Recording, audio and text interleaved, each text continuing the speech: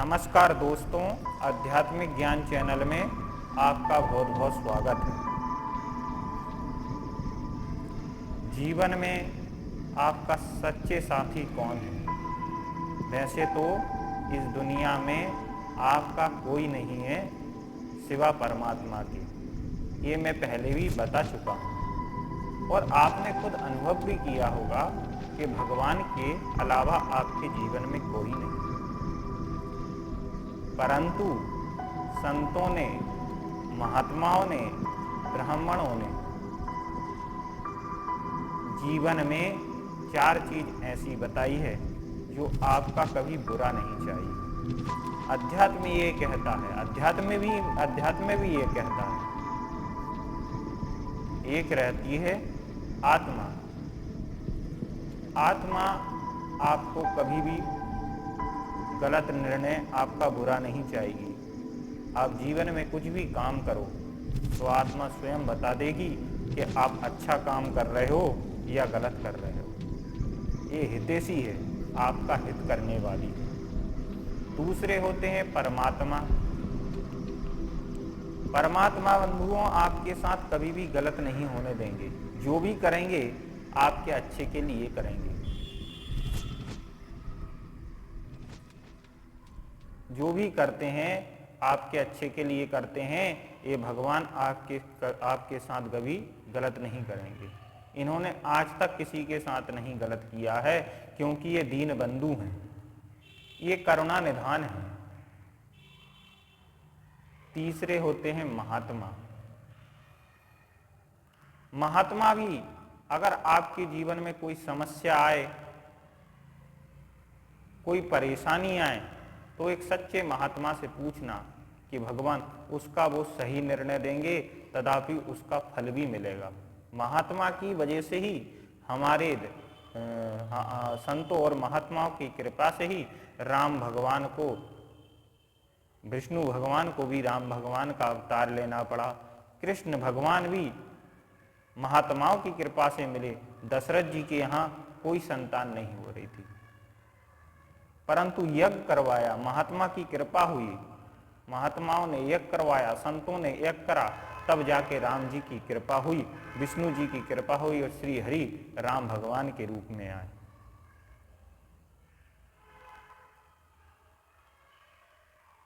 आपने श्रीमद् भागवत में कथा सुनी होगी आत्मदेव ब्राह्मण की।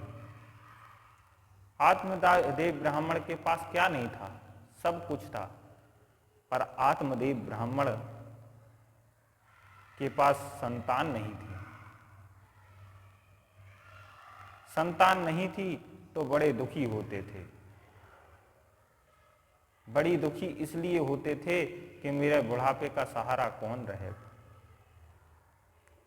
एक बार अत्यंत दुखी होने के कारण उन्होंने कहा, ऐसे जीवन से तो मरना पसंद है बिना औलाद के। बंधु, ये तो गलतफहमी है, आत्मदेव ब्राह्मण को हुई, पर वो गलतफहमी हमको भी है। हम सोचते हैं कि जीवन में बुढ़ापे का सहारा बेटा होता है। अगर बुढ़ापे का सहारा बेटा ही होता तो आज वृद्धाश्रम जगह जगह नहीं खुलते। इसलिए महाराज, बुढ़ापे का सहारा कोई गारंटी नहीं है कि बेटा ही हो। पर आत्मदेव बड़े ज्ञानी थे, महान पुरुष थे, माया मोह के चक्कर में फंस गए और अपने आप में तय करने लगे, मैं तो आत्मदेह करूंगा।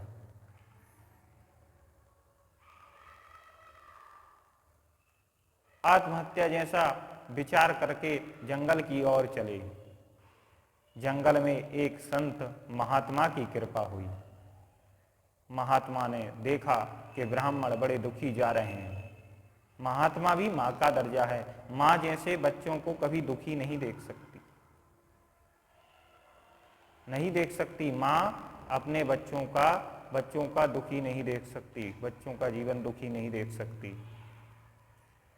आप कितने ही दूर चले जाना, कितने ही पैसे कमाने लग जाना, दुनिया पूछेगी, आपके मामा, आपके दादा, आपके मतलब रिश्तेदार जो भी हैं, वो पूछेंगे आप कितना पैसा कमाते हो, पर खाने की कोई नहीं पूछेगा। वो पूछती है माँ। माँ पूछेगी बेटा तूने खाना खाया कि नहीं खाया। ये माँ की होती है। इसलिए एक पंक्ति है, हर बात को भूलो मगर माँ बाप को मत भूलना। ये माँ की कृपा होती है, इसलिए माँ बाप को भी नहीं भूलना चाहिए। तो आत्मदेव ब्राह्मण आत्महत्या जैसे विचार करने लगे। महात्मा आ गए सामने। बोले हे ब्राह्मण आप दुखी क्यों हो? बोले भगवान क्या बताऊं, धन की कोई कमी नहीं है, मेरा जीवन बहुत खुशीपूर्वक चल रहा है, तो फिर आत्महत्या जैसा क्यों करना? बोले भगवान औलाद ही नहीं है तो ये जीवन जी के क्या करूंगा? तो बोले जिनकी औलाद नहीं है वो क्या जी नहीं रहे धरती पे? बोले जी तो रहे हैं महात्मा, पर मेरे बुढ़ापे का सहारा गुरुदेव कौन रहेगा? तो बोले अगर बुढ़ापे का सहारा औलाद होती तो उनको देख लो, जो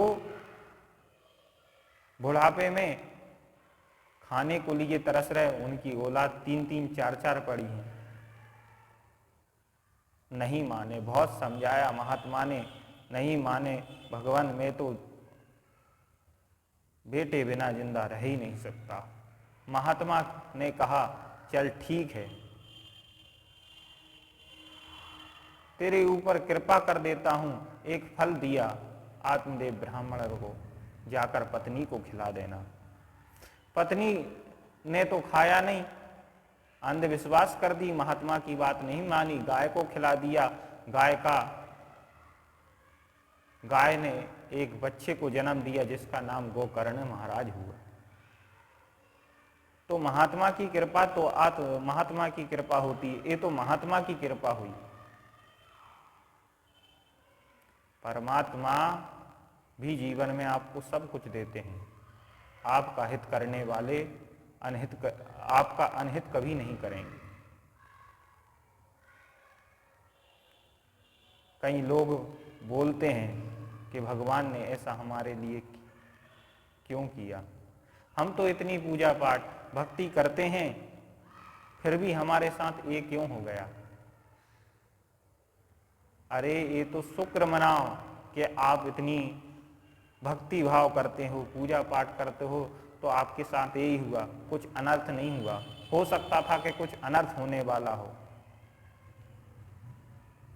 परंतु वो दीन दयाल आपके साथ जो करेगा अच्छा ही करेगा, क्योंकि वो करना निधान है। ये जीवन में, ये जिंदगी में 4 चीज आपकी जिंदगी में कोई आपका साथ दे चाहे ना दे, आपको जीवन में ये 4 लोग हमेशा जीवन में आपके साथ ही रहेंगे, और इनको कभी जीवन में भूलना नहीं। जब भी दुख तकलीफ आए, सबसे पहले अपने आत्मा से पूछो, इसका मार्ग आत्मा बता देगी। आत्मा अगर नहीं बताए तो फिर माँ के पास जाओ, माँ भी बड़ी करुणामयी होती है, इसलिए माँ के पास जाओ।